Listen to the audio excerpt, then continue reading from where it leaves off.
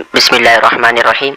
अच्छा, आज हम थर्ड पैराग्राफ स्टार्ट करेंगे। देखिए, इस पैराग्राफ में ना इस पैराग्राफ को समझने से पहले आपने क्या करना है, इस वीडियो के स्टार्ट में डिफिकल्ट वर्ड्स मीनिंग है, सबसे पहले आपने उनको मेमोराइज करना है, फिर उसके बाद आपने यहाँ पर इसको समझना है। अब देखिए, पहले सेंटेंस है the Arabs penetrated South Asia via the Indus delta in the 8th century. इस पैराग्राफ में ना असल में राइटर हमें बताएगा कि किस तरह इस्लाम इमर्ज हुआ था साउथ एशिया में, या मतलब किस तरह यहाँ पर अरब्स का इन्फ्लुएंस रहा है साउथ एशिया में। अब देखें, अगर आप इस सेंटेंस को गौर से देखें ना, तो ये हमारे पास एक सिंपल पास्ट टेंस है, ठीक है। इसमें हमारे पास ये जो अरब्स, ये सब्जेक्ट है, पेनिट्रेट वर्ब है और ये इसका ऑब्जेक्ट है। अब देखें, द अरब्स पेनिट्रेटेड, पेनिट्रेटेड मतलब दाखिल होना। जो अरब जो है ये दाखिल हो गए थे साउथ एशिया में। फिर आगे हमने लिखा है वाया। वाया क्या है? ये एक प्रेपोजिशन है। ये हमें बताएगा कि ये जो अरब जो है ये किस तरह पेनिट्रेट हुए थे, किस रास्ते से पेनिट्रेट हुए थे, ठीक है। तो ये पेनिट्रेट हुए थे via the Indus delta. Delta देखें, समंदर के साथ ये वो इलाका होता है जहाँ पर कोई दरिया समंदर में गिर जाए, मतलब वो रीजन जहाँ पर रिवर और जो सी है ये दोनों मिल जाए, मिक्स हो जाए, तो उस रीजन को हम कहते हैं डेल्टा। ये ट्रायंगल की शेप में होता है हमारे पास, ये जो इलाका होता है डेल्टा। अब देखिए, और ये अरब कब पेनिट्रेट हुए थे? 8th सेंचुरी में, ठीक है। फिर आगे है after pirates along the Sindh coast pillaged ships carrying Muslim pilgrims, the governor of Basra sent a force under Muhammad bin Qasim in 1711 to Debal. अब देखिए, अगर आप इस सेंटेंस को देखें तो ये हमारे पास एक कॉम्प्लेक्स सेंटेंस है। ये जो है द गवर्नर से लेके दीबल तक, ये हमारे पास मेन क्लास है और ये हमारे पास क्या है? डिपेंडेंट क्लास है। अब देखिए, यहाँ पर हमने आफ्टर कंजक्शन इस्तेमाल किया है। इस आफ्टर कंजक्शन का मतलब ये है कि जो मेन क्लास में जो एक्शन है ना, वो डिपेंडेंट क्लास में एक्शन के बाद हुआ है। मतलब यहाँ पर जो ये जो एक्शन है ना, ये इस एक्शन के आफ्टर हुआ, बाद में हुआ है, ठीक है। तो अब समझते हैं इस सेंटेंस को। आफ्टर पायरेट्स, पायरेट्स मतलब वो लुटेरे जो शिप को क्या करते हैं? लूटते हैं, तो उन्हें हम पायरेट्स कहते हैं। After pirates along the Sindh coast, वो पायरेट्स जो सिंध के जो साहिली इलाके थे वहां पर जो रहते थे, वो उन्होंने क्या किया? उन्होंने पैलेस्ड किया। पैलेस्ड मतलब लूटना। और किसको, चीज़ लूट लिया? शिप्स को, ठीक है। और इस शिप्स में क्या था हमारे पास? कैरिंग मुस्लिम पिलग्रिम्स। पिलग्रिम्स वो लोग, वो ट्रैवलर जो किसी रिलीजियस प्लेस का जियारत करें ना, तो उन्हें हम पिलग्रिम्स कहते हैं, ठीक है।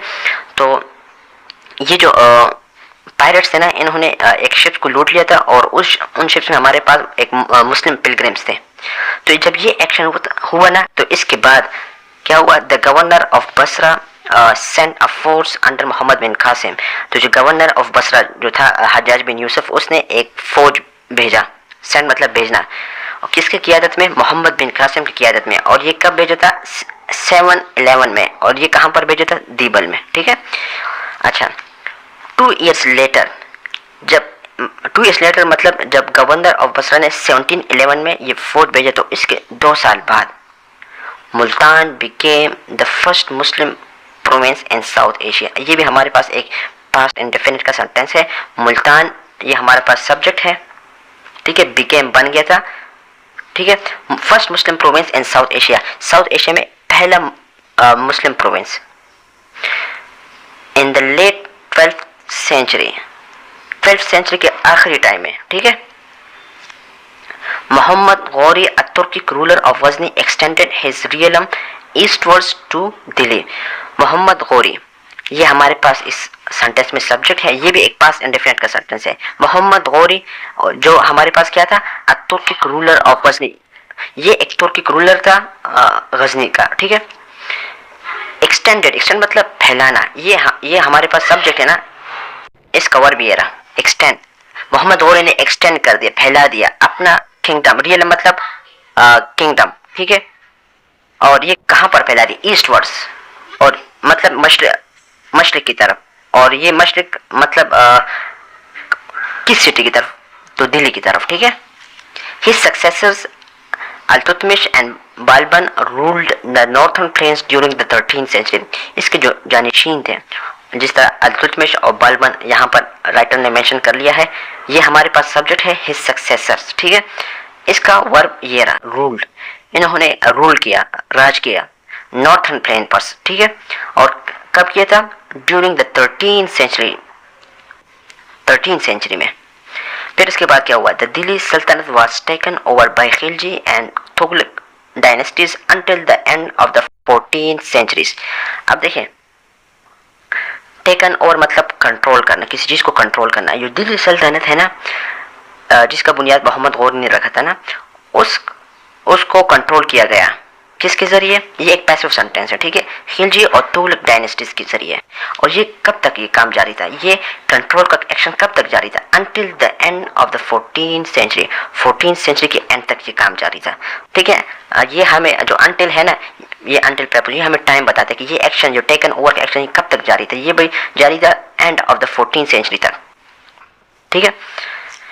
अब Amir Temur marched his army through Afghanistan into Punjab and plundered and sacked Delhi before returning to Samarkand in 1399। अमीर तैमूर मार्च मतलब जब हम फौज को मोशन देते हैं ना तो उसे हम मार्च कहते हैं, ठीक है। मतलब ये अपने फौज लेकर आया पंजाब में, और किस रास्ते से आया? अफगानिस्तान के जरिए से, थ्रू अफगानिस्तान इनटू पंजाब।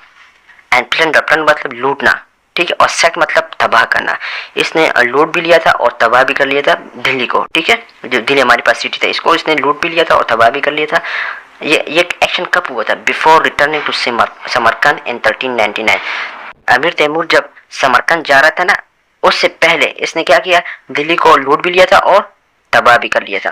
फिर आगे राइटर ने लिखा है the Sayyids and Lodi Afghans subsequently reestablish the Delhi sultanate. Subsequently का मतलब है आफ्टर, जब अमीर तैमूर ने दिल्ली सल्तनत को तबाह और बर्बाद कर लिया था, तो उसके बाद सैयद और जो लोधी अफगान जो थे, इन्होंने दिल्ली सल्तनत को दोबारा री एस्टेब्लिश किया। सब्सिक्वेंट का मतलब बाद में, जब ये काम हुआ ना, प्लंडर एंड सैक दिल्ली, तो उसके बाद जो सैयद जो है, सैयद और लोधी, इन्होंने क्या किया? री एस्टेब्लिश किया दिल्ली सल्तनत को। फिर क्या हुआ? In 1526 Babur led his army from Kabul to supplant the last Lodi Sultan। Babur led असल में लीड का सेकंड फॉर्म है, इसका मतलब है रहनुमाई करना, क़यादत करना। फ्रॉम काबुल मतलब यहाँ पर बाबर ने क्या किया? काबुल से अपना फौज लेकर आया साउथ एशिया में। अब यहाँ पर राइटर ने टू प्रेपोजिशनल फ्रेज का इस्तेमाल किया है। अब ये जो बाबर काबुल से अपनी फौज क्यों लेकर आया था, इसका मकसद क्या था, पर्पस क्या था, तो राइटर ने प्रेपोजिशनल फ्रेज का इस्तेमाल करते हुए हमें बता दिया है टू सप्लेंट द लास्ट लोधी सुल्तान। सप्लेंट मतलब बरतरफ करना, हटाना। ये इसका मकसद ये था, पर्पस ये था कि क्या करे, जो लास्ट लोधी सुल्तान इसको बरतरफ कर दे।